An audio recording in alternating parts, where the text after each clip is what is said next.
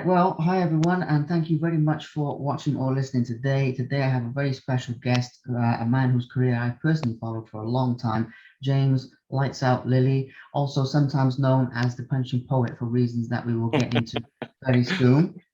This man has had over 100 fights, both amateur and professional, over 70 amateur boxing fights, I believe, 14, correct me if I'm wrong with any of this, pro boxing fights. He's competed Yeah, that's right. extensively. Yeah. Yeah, 14 pro boxing fights. He's competed in MMA as well and bare knuckle boxing, but he's the current British champion and has recently signed with BKFC as well. So he'll be going to America soon. So not only is he making big waves with BKBTM, but also recently signed with BKFC. In addition to all of this, as I mentioned with the name, is a published poet. Something we don't often hear in the same sentence as bare knuckle fighter, MMA, and everything. But James has actually published 2 books of poetry, one of them called The Blue Hour and one of them called The Thousand Ghosts of You. So he's an out-and-out creative individual as well as a fighter. So today we'll be talking about his life, his career, obviously the poetry, and just everything that this man has accomplished. So that's enough of me talking about you in third person, mate. But I just want to say a big thank you for coming on, and obviously appreciate you making the time for it, by the way. Cheers Yeah, for that. thanks for having me. No, it's thank you for thinking of me, and it's an honor to come on and to talk to someone who's followed my career. Absolutely. Well, it's great to have you here as well, 100%. So obviously some big things have been happening for you lately, like we were saying just now, before we were recording. So obviously you've got the contract with BKFC. You've recently won the British title as well for BKBTM. Starting with BKFC though, I mean, how are you sort of preparing for that? Obviously you'd be excited to go over to America.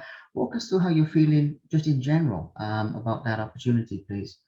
Yeah, it feels like I don't want to like disrespect BKB because they're the company that made me, but my someone had ever sat me down and said to me, what would be your dream sort of swan song?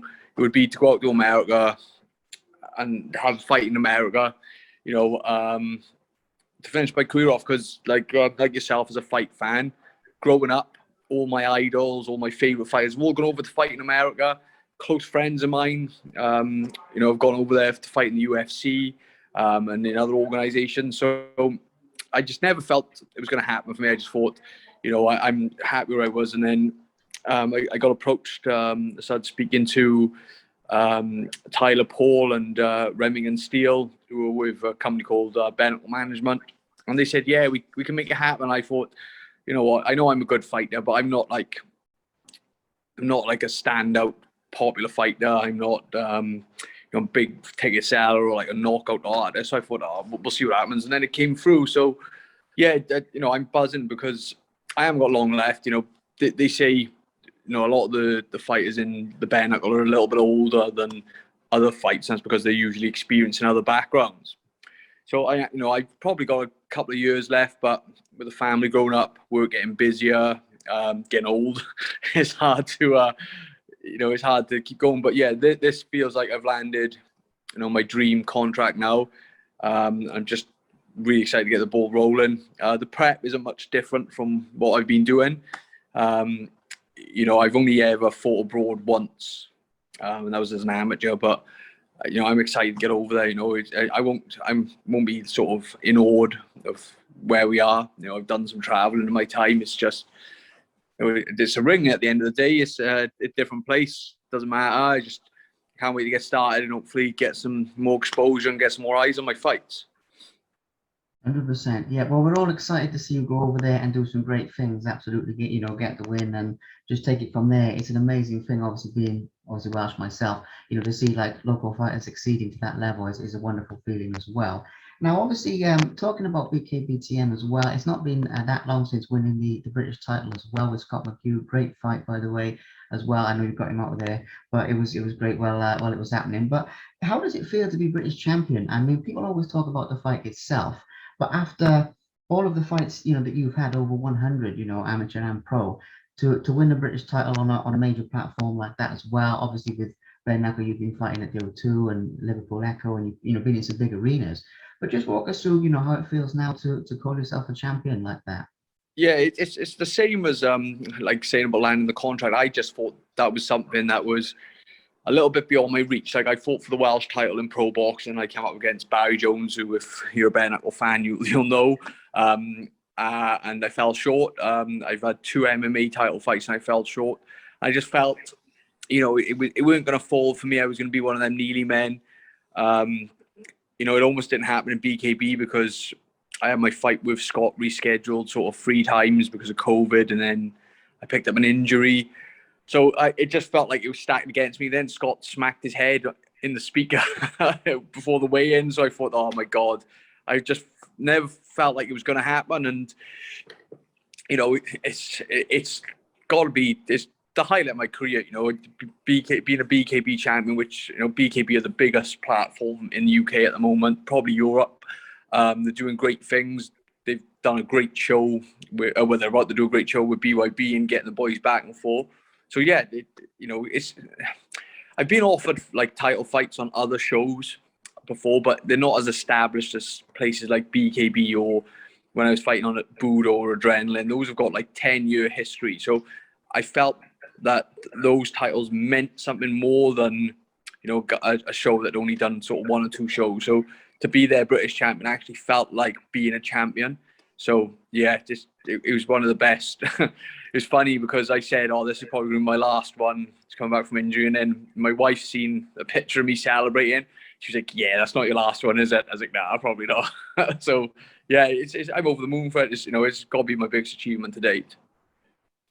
Absolutely incredible. Now, obviously, we'll get to the poetry now in a minute as well, because I'm sort of itching to touch on that. But just because we sort of started with the bare knuckle in that vein, and I think it's one of the most popular sports at the moment in terms of its growth and everything like that.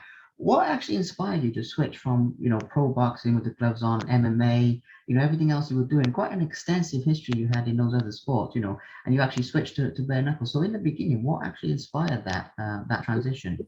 Well, I used to host my own podcast with a guy called Di Owen from Swansea. There's probably still some episodes online if you want to go check it out. Turn the Lights Out, and we were sponsored by one of my sponsors, Demon Shield, and he was sort of sponsor us, and his only what's it called? The only thing he wanted us to do for him was every now and again is have a guest on of his choosing, which was fine with us. It meant we were getting. We had like Gavin Gwynn on, we've had some other fighters I can't think off the top of my head. So we didn't mind him bring guests on, and they said, right, Sean George wants to come on. And I was like, oh, who's Sean George? So he explained. I was like, oh, sounds like a great story. And for some reason, I couldn't make the podcast. They were doing it in Cardiff, and I think I was training in Newport or sparring, and I was on my way back and I was late. So the next day on my commute to work, I stuck on the podcast and listened to Sean's story and listened to bare knuckle boxing. And, the same as a lot of people probably thought, it was like, the old videos you see on YouTube, 2 guys fighting in a field, set in like a family dispute. So when I heard Sean and he was saying about how well regulated it is, one of the things that clicked on my mind was that the doctor's got his own towels. We can chuck the towel in if he thinks that someone's taking too much damage. I thought this sounds like a legit sport. So one thing led to another. Di Owen got me in touch with Jim, who's one of the owners of BKB, and it just took off from there. I wasn't sort of nervous because of the gloves and that, because MMA is probably just as brutal with sort of knees and shins, but it just felt like, and they were building as a company BKB, and I thought, right, if I get in on the ground floor now, I could be one of their pioneers. I could be like the guys in like UFC 1 who come from different sports, help build it, and they're legends. So that was my motivation again. Not so much the fact that I was bloodthirsty. I just listened to Sean's story, listened to the way the BKB was set up in the UK, and thought, this is a bit of me. Yeah, it makes sense. And it's something great to get into, because I like to get into things that the fans don't always see, so they see the fights, but they don't see the preparation, the motivation, the mentality. So it's good to get an insight into, what inspired you, because obviously, as I say, I think it's the fastest growing combat sport in the world. And yeah, that example with UFC 1, I've used that example myself with people, and that's definitely, you are a pioneer of the sport along with those other guys. Now, I know you've talked quite a bit about the poetry, because I'm sure everyone's sort of fascinated by this, and I'm the same. I'm just as fascinated by it. So for people, watching this, poetry and how it started for you. I mean, is that something you've always done, since you were a kid, or is it something more recent? Or just talk us Yeah, through your it's process. something I've done for a while. It's my earliest memory is we went on a school trip where we stayed overnight down this an old house in Swansea with all my classmates. We had like a poetry workshop. I must have been about 7 or 8, and I can remember this poetry workshop. Wrote this poem, and the teacher said, "Oh, it was good," and it was put in a paper or something. I can't remember, exactly. And my nan and my mother used to have like a framed, and I've always done little poems on the side then and like written a little story, but I never really pursued it. I always just thought, it was a little hobby. And then last summer we were in lockdown. There was no gyms open. Everyone was nervous about COVID because it was, we didn't know what we know now, and we were just stuck in the house. So I just said one day I'm gonna start writing. I started speaking to people over social media, a couple of local poets in Swansea, and they were like, "Yeah, submit your work." So it was a big step for me because I'd never shown anyone my work, maybe one or two close friends, but I was like, fuck what.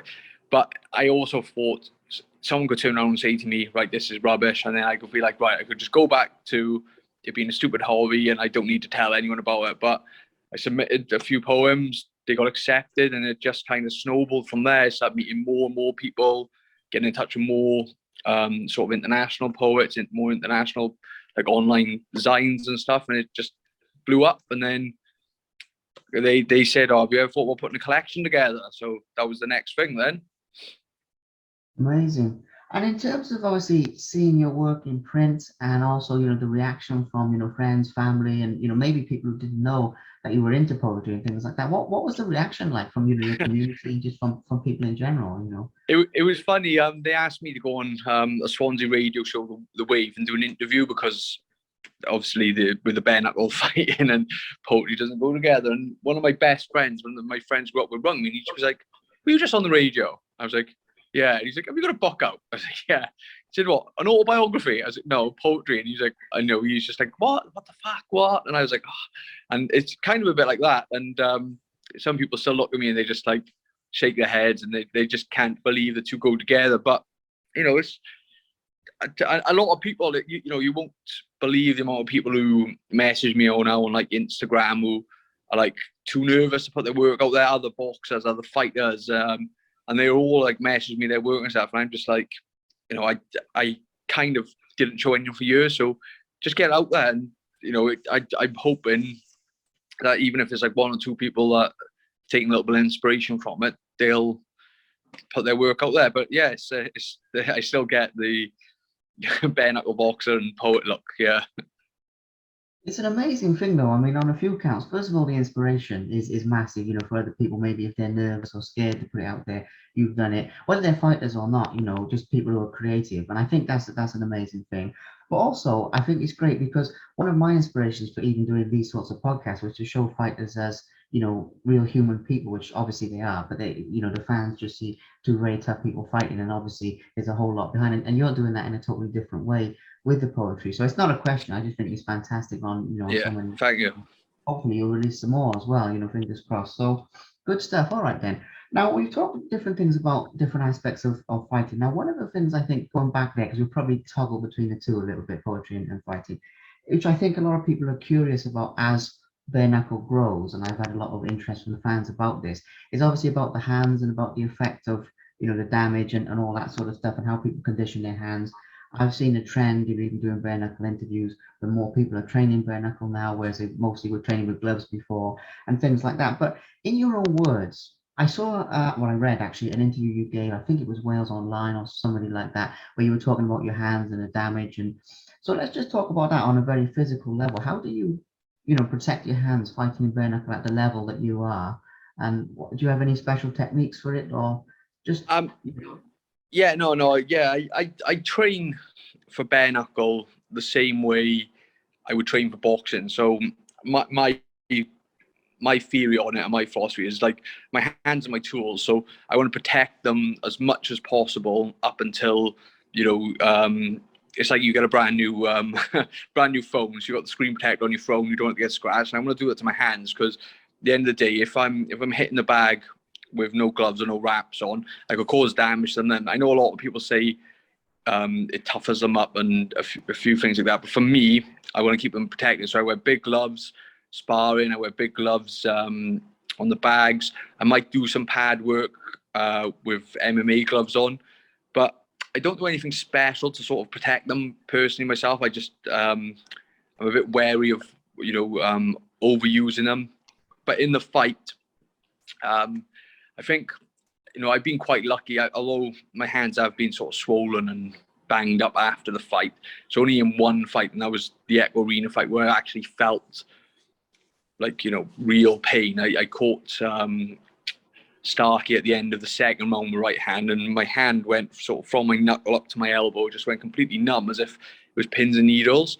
And I went back to the corner, and my cornerman Dio and said, "What do you want me to do about it? We're not going to stop the fight." And I was like, "Yeah, you got a point there." So yeah, I don't do anything special. The biggest change from boxing and bare knuckle is obviously you don't have the glove to protect your face when you're holding your hands in front of your face. A fist can get through that gap, whereas it wouldn't with the gloves on, because you've got that extra bit of leather. So I think because I've transitioned from boxing to MMA, where I was using the little gloves anyway, that's kind of given me an advantage. I think it was Max Holloway was on Joe Rogan, and he said he thinks MMA boys will do better at the bare knuckle in America because they're used to having the little gloves and putting their hands up to protect themselves. So I think because I've done a little bit of both, it's kind of given me, I wouldn't say so much of an advantage, but given me the tools to perfect my skill and to change the way I fight, because I used to fight a lot different before I went into bare knuckle. Yeah. Again, it's a really good insight, again, into things that people don't see with the training. And I know obviously people in the game know that, and some of the fans know that, but there's still a lot of people who don't. And there's that real sort of intrigue, that real fascination with, with the hands and how much it hurts and this, that, and the other. So it's good to get into it. And another side that's in the same vein of like the behind the scenes side of things of fighting is obviously the mental side, because obviously with poetry and with these sorts of things, and you've obviously got that thoughtful side and everything like that, but then you are going into war basically, and whether it's bare knuckle now or anything else, as you say, MMA, it's just as brutal. Obviously, glove boxing, pro boxing is still a tough game. They're all tough sports. So when you're sort of coming up on a fight, like you're in fight week, or maybe you're in, a few days before or anything, not so much with nerves, because I know, you're very experienced with the fight game, but I'm just curious as to, what's going through your mind on like the build up. Do you think about the fight much, or are you calm, or, you get Yeah, where I'm it's hard. Like the week of the fights, the worst to me. It's like I like to be in work. I know some people take time off and like to chill out, but I prefer to be in work. I prefer to be busy because I like, if I'm sat sort of, I find like trying to write something, I might get just start thinking about the fight. I listen to a lot of music. I like to listen to certain tracks I've walked into, certain tracks in the gym, because you feel like your hair standing up then. But yeah, it's I'm quite chilled out. I probably get a little bit snappy towards the end of the week because I'm hungry with a weight cut, and obviously, as you said, you're going into a fight. So it's kind of, I'm probably not the greatest person to be around. I try and be calm because I've got small children and stuff, and I try not to shout at them or whatever. And I try to keep as calm as possible, because you can burn yourself out with like nervous energy. And although I am a nervous person before the fight, music's a big help though. It's like I like to stick headphones on and just lie on the sofa and listen to some music, and kind of takes you away from where you are. So yeah, music is a big help for me. Fight week, I'm quite like a joker, and I think people can tell like the switch in me from like laughing and messing around to like more like cold and less sort of emphatic, Yeah, I can understand that, because obviously, even though you obviously enjoy it, there is that pressure, and there is, and it's so that's pretty cool as well to get a feel for the positives and the negatives, because as with everything else in life, it's bound to be both, and it's good to get a feel for it. Now, going back to the poetry, because I did say we'll talk a little bit between the Yeah. fighting. You show the two sides of you. I think, as well as fight fans watching this or listening to this, there'll be some sort of poetry connoisseurs, if you like, people that really know and love poetry, as you mentioned, some of them follow you. So I want to get into your influences a little bit, in terms of poets that have inspired you, or maybe other writers, maybe there's novels and other things, or whatever it is. But just, some of the things that you take inspiration from. Now, I know this is a big question because a lot of people who write, they take inspiration from life as well as, other people's work. But just in that sort of concept of your inspiration for poetry, if it's other writers, if it's things in your life, what does inspire you to write? When a poem starts coming into your mind, what's the sort of process you go through with that?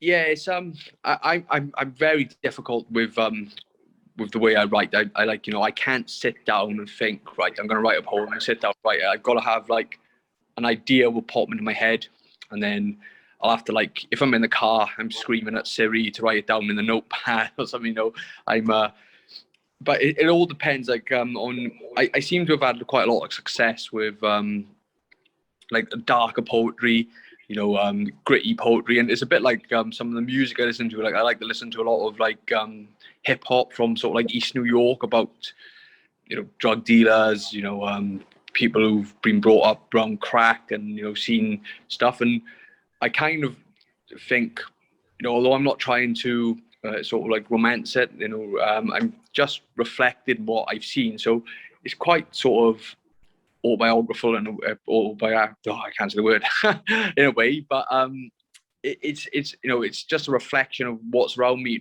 Some of it obviously is a little bit of fiction and probably spun out of fantasy, but yeah, it's usually life. Like, I've tried a few different forms of poetry, but the dark sort of micro poetry seems to work really well for me. And like, for sort of inspiration, when I was growing up, it was only like in Wales, especially, it was like Dylan Thomas, and a few others who I grew up on, done like English literature and stuff in school, and just knew about them. And then when I broke into this scene on Twitter, like the indie scene, I found so many other poets who I speak to on a regular basis from around the world that wrote all different types of poetry about, hitmen, poetry about love, about loss, depression, mental illness. And they're around me. There's a group of poets, and I don't want to say all their names because I'll miss out on some, but like people like there's a guy called Stephen Golds and BF Jones, Max Franks. They're all people I speak to on a regular basis. Scott Tumming, and Tummeridge, sorry. They write similar work to me. So when I see their stuff, I'm like, God, that's good, and that kind of pushes me on as well. Sorry, I get a call. Do apologise. Sorry, man. Yeah, so yeah, those other guys, then they'll inspire me and push me on. And there's so many of them on the scene who probably don't get the spotlight put on them as much as the big ones who are signed with the big publishers. But they're inspiring. They're like me. They're normal people who have to work, who've got like interests in boxing, in other things. And yeah, it's great. It's a great scene to be a part of. That's very cool, though. I love the fact that it's a proper community and you guys can sort of share creative inspiration. Because when I said that, I wasn't sure if it was going to be some of the poets from long ago. Obviously, they're great, but they are dead usually, so you can't talk to them. But the fact that you've sort of got that creative Sorry, synergy. Matt, Oh yeah, go on. Yeah, you're back. It's all good. But yeah. I was just saying it's great that you can share that creative synergy, with those people. Because I wasn't sure if it was going to be people from long ago. So the fact that you've got like a community of poets that you can actually talk to and things like that is fantastic. So the last couple of things then, because we've gone obviously fairly in depth with both sides of it, which I'm happy about. So with the last couple of things, we've talked about the hands, we've talked about a lot of the future plans. I was curious as to like when you're working and things like that, if you come out of a fight and if you're sort of damaged and things like that, because I don't believe in judging a book by its cover, but you wouldn't guess you're a fighter from face value unless I get that a lot too, yeah. Unless obviously I've heard of you and I followed it, but like at face value, and I know because I work in the fight game, a lot of guys don't look like fighters, but they can back it up. But still, when you're sort of commuting to work, or you're even if you're just walking around the community, or you're doing normal stuff, with the kids or whatever, if you've got like any damage on the hands or the face, or what are people like with that? I mean, do people stop you and sort of ask what happened, or Yeah, I've been pretty lucky. I've only ever had like sort of 2 or 3 cuts, but one of my fights, it was Grogan. I had, my face was quite a mess. Like my eyes were quite closed. I had a few cuts, and we went on a holiday. So I fought on the Saturday, and then on the Monday we went up to Bristol Airport to catch a flight. I was walking around the airport, and I could see all these people looking at me, and I thought, oh, they must recognise me from the fight. And my missus like, no, it's because your face has got a big band of purple. So yeah, like it's hard to, like, when people ask what you do and you say bare knuckle boxing, I think they automatically must think like, you're some sort of thug or some, idiot. So sometimes I'm like a little bit embarrassed by it, but at the end of the day, I'm doing something that not many people can do, and I'm doing it on a. You frozen a minute. You're back now. There we go. Yeah, I got an engineer trying to ring me. All right. Well, wrapping it up then, because I know obviously you've got things to do. We'll make this one the last one. All right, it's just one I like to usually close out with. It's basically just your fans and your supporters, because if you had to give a mention to, those people that have sort of stood by your career, and I mean genuine fans, not people who sort of come and go, but the people who followed maybe you from MMA to bare knuckle, or from MMA to pro boxing, or whatever. What would you say to like your most loyal people, who sort of stood by you in your career, if any of them are watching this, listening to this, anything like that? Yeah, I'm in a group of a lot of them on like WhatsApp, and they followed me up to like London, Liverpool. Hopefully they'll follow me up to the States now. But it means the world to me. I'm not a big ticket seller. I don't chase people for tickets, and it's great to have a great bunch of boys. We go up, we fight, and then we go out and have a laugh. And if it wasn't for them, I might have packed it in, or I might not have bothered. But they drive you on, they ask for photos. It's great. It's, people don't understand, like, some people just think it's ticket sales and commission, but it's not. It's great to have people in your corner other than, your trainers and stuff. It's great to have people, sometimes they've gone up to the O2 and you can hear my crowd over the whole crowd. It's truly like something. I always feel like a bit more pressure though, because I'm like, I can't let these boys down. So yeah, but it's great. They know who they are. I don't need to mention all their names, but they're there all the time, and hopefully some of them can get out to the States now, and we'll party in the States after.